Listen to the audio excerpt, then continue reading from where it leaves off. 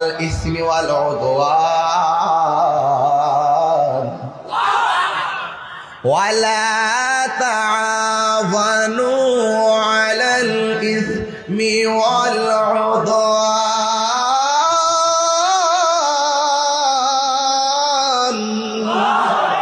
আল্লাহ বলে যারা গুনার কাজ করবে এদেরকে সহযোগিতা করা যাবে না, যারা সীমা লঙ্ঘন করবে এদেরকে সহযোগিতা করা যাবে না।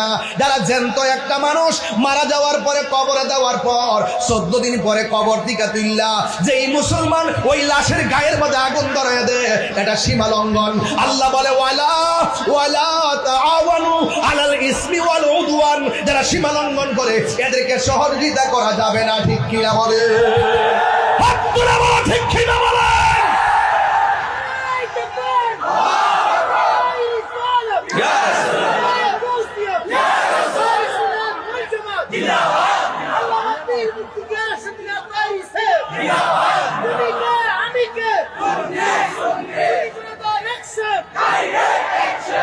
আল্লাহ আওয়াজ করবেন আল্লাহু আকবার।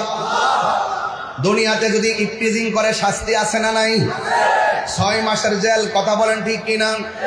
দুনিয়াতে কেউ মাদক সেবক করলে শাস্তি আছে না নাই? দুনিয়াতে কেউ যদি খুন করে শাস্তি আছে না নাই? কিন্তু এই মানুষটা যখন মারা যায় তার ব্যাপারে দুনিয়ার কোন মানুষের অভিযোগ নাই। জবান খুলে কোন মারা যাওয়ার পরে বিচার করবে কে? আর কে?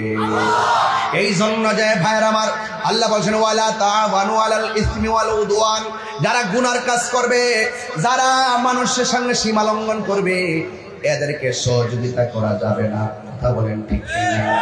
এই মানুষগুলো চিনাইতে হবে, বুঝাইতে হবে।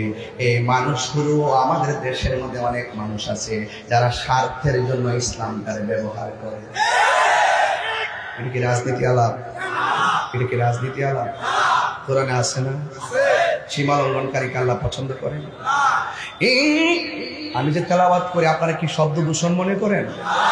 আমি তো চিল্লাই অভ্যাস। এরপর একটা মাহফিল করে আসছি, মাত্র 45 মিনিট হয়েছে। এরপর